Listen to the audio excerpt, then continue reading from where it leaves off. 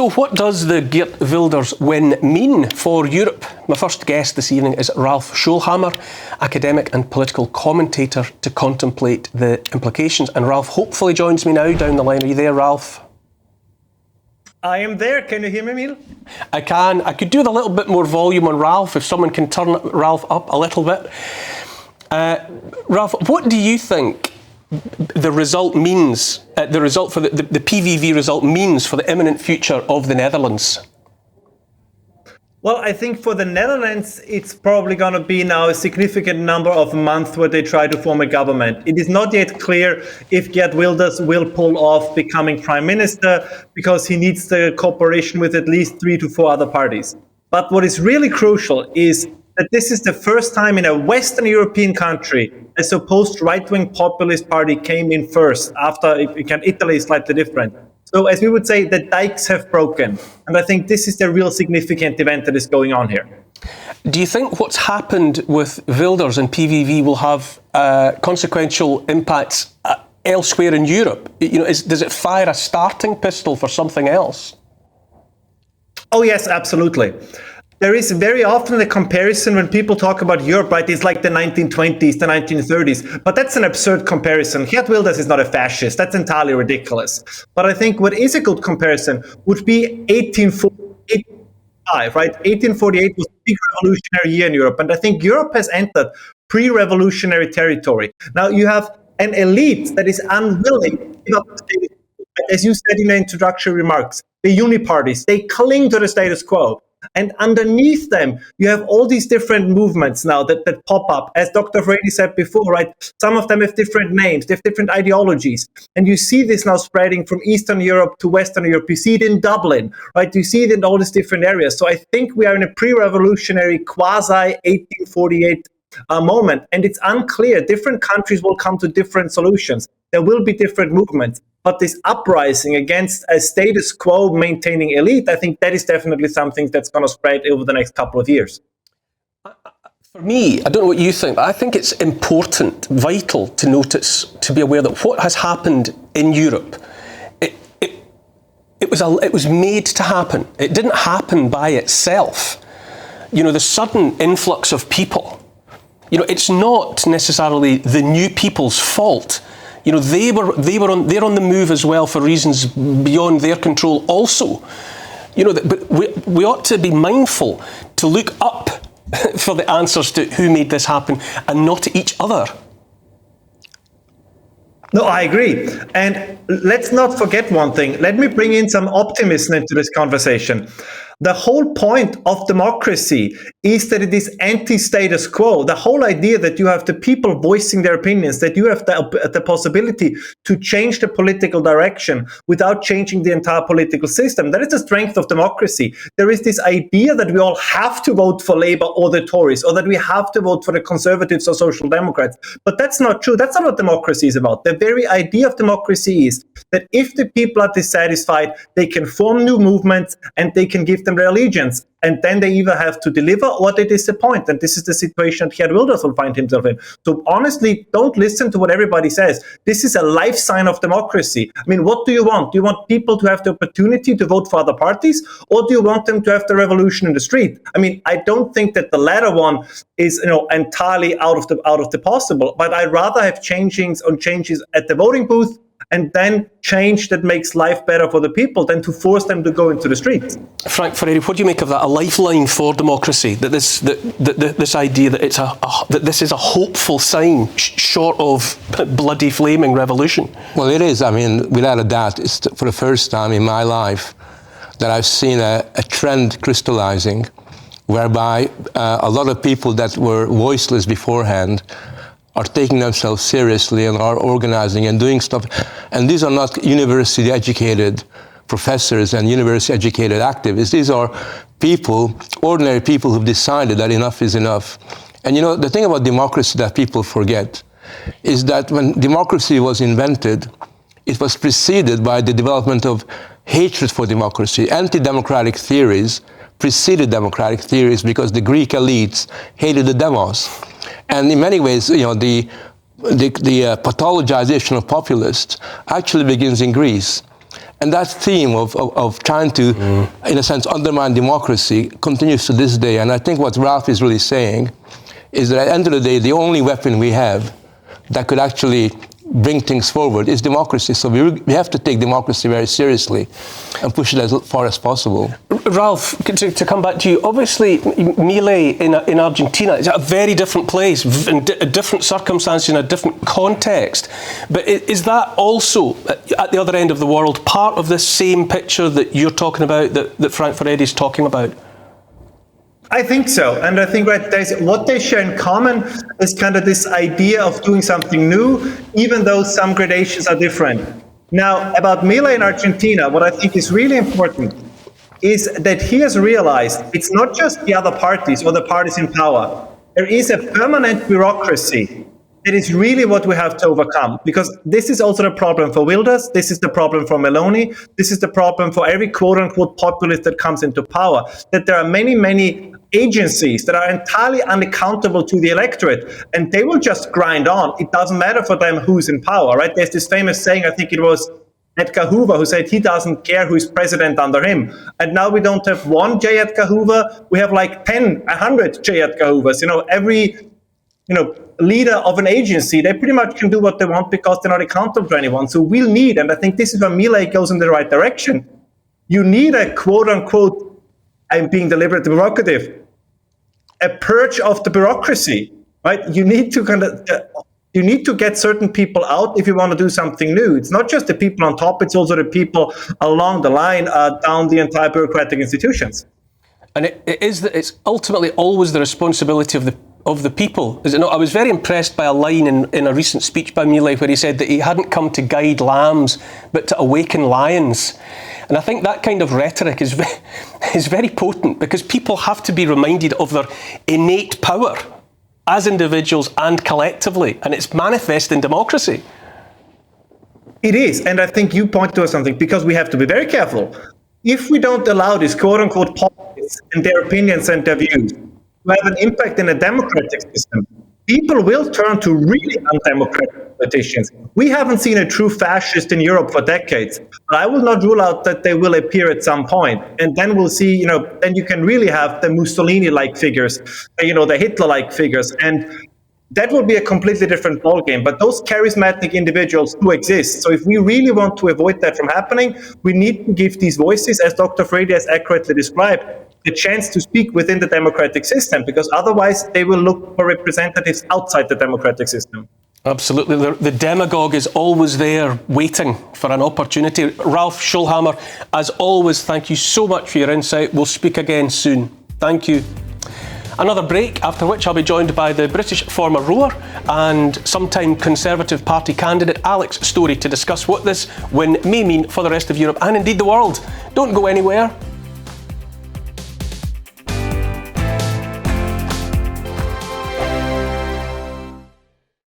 Earlier on GB News Radio. Former Paralympic champion Oscar Pistorius will be released from prison in January. Oscar Pistorius shot Riva Steenkamp, his girlfriend, on Valentine's Day in 2013 at his home in Pretoria, South Africa. He said he fired his gun through a bathroom door after mistaking her for an intruder in the early hours. The now 37-year-old has been granted parole from the 5th of January. Well, Riva's mother, June Steenkamp, said that while she does not believe that her daughter's killer has ever shown remorse, she had nonetheless decided to forgive him a long time ago, as I knew that most certainly I would not be able to survive had I clung on to my anger.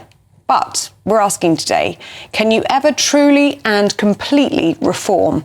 Well, joining me now to talk about prison reform is motivational speaker and former prisoner Ads Khan.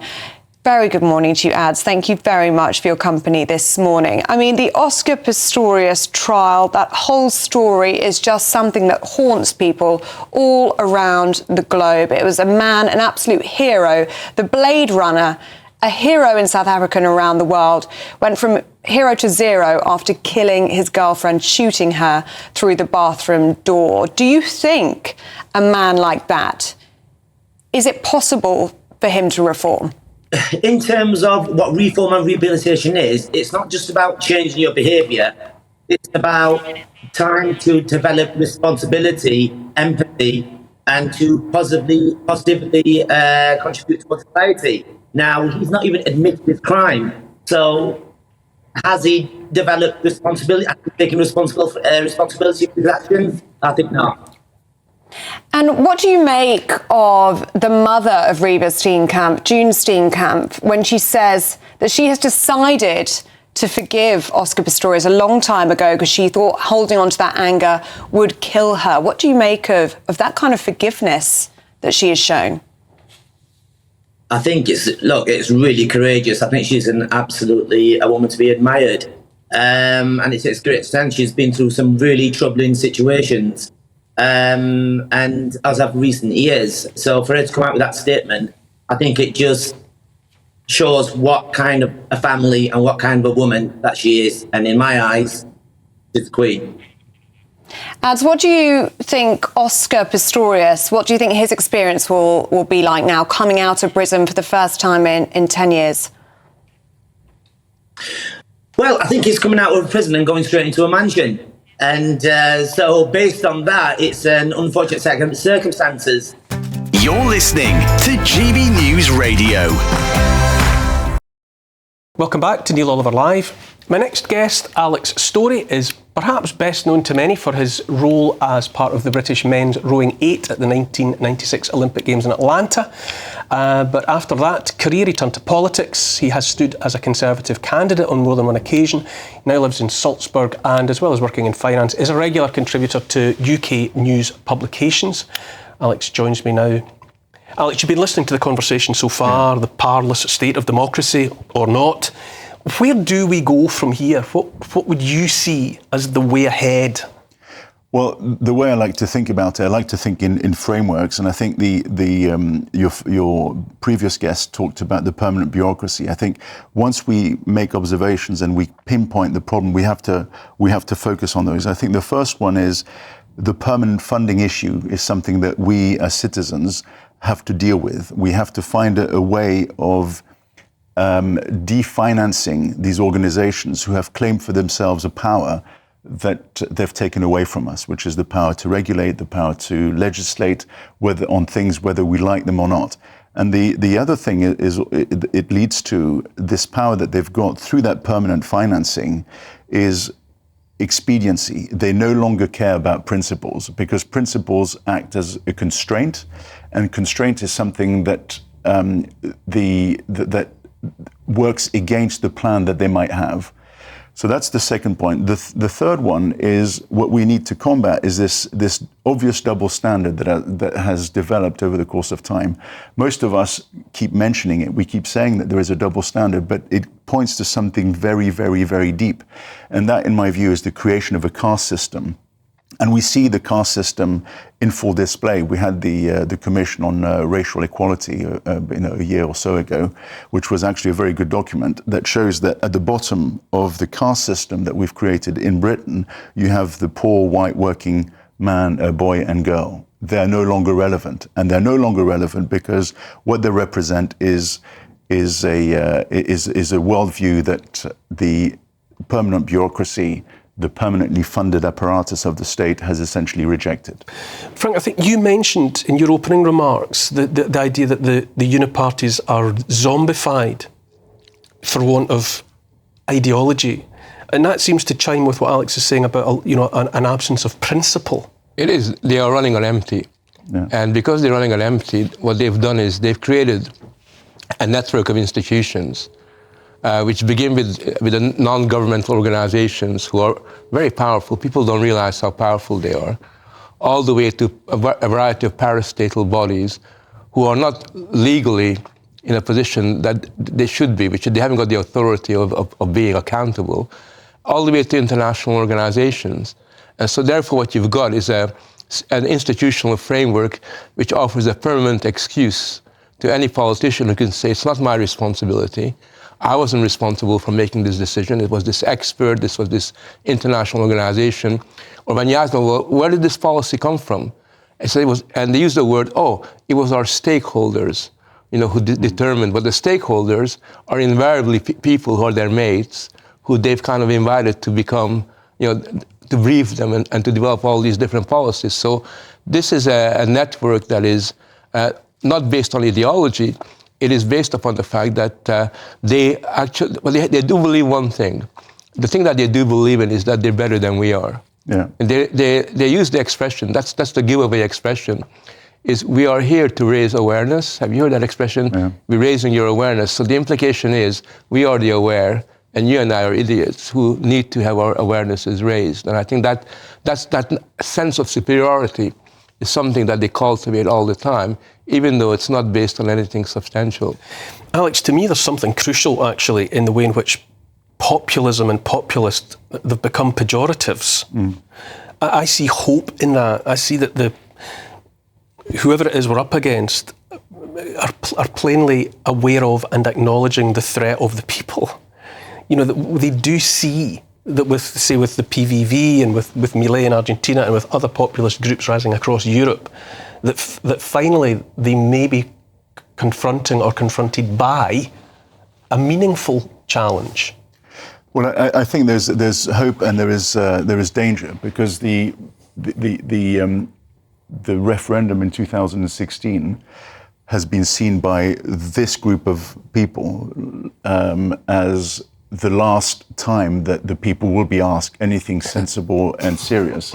They have learnt their lesson, and it's very much what I remember growing up learning, which I think is wrong. The view from the people who were for the League of Nations pre the Second World War and for the UN afterwards is that democracy was the source of war in Europe, because that's the way that Adolf Hitler came to power. So the idea that democracy is bad because of Adolf Hitler's rise to power was deeply ingrained in this anti-democratic view of the world, which was people like Salter, bureaucrats in the UK and in Belgium, Jean Monnet and people like that, who despised democracy because it was a break on a new world which would be simplified, and it was the recreation of a kind of Charlemagne's Roman Empire, or the empire of the 9th century. And so what you have is a group of people who have visions of grandeur. They want to rebuild Rome, and they see these pesky nationalists with their languages, their cultures, their religions as the break on their formidable vision of a beautiful past. I just say that there's a big lie here, because Hitler didn't get elected. It wasn't democracy that got Hitler into power. In fact, at the very last election, he actually lost a lot of votes. It went down all the time. So it was a coup d'état, something that was profoundly anti-democratic. Right. I'm not blaming democracy, but the point I'm making is that what we have to understand is that their power wants no challenge. And that's the important thing. And what they see in us, in these rebellions at the ballot box, is a further reason to constrain democracy and to stultify it. Yeah. And so that's the danger is simply that they will pass to the permanent bureaucracy ever more powers, and they'll defang parliaments increasingly. That's right. In order to make sure that the only thing that a parliament is there for is just to, when a regulation is being passed, so that the people can tell us where the shoe pinches, right? Which is why they also hate the nation. They hate democracy and the nation, because a democracy can only function within a nation itself. Which is why what they really like is federalism or a little empire. That's their big objective all the time. Alex, what do you make of the role of mass migration in this? Because I as I've said earlier today, and I've said before, what's happened did not happen by itself. This sudden change to the demography that's been imposed upon Europe.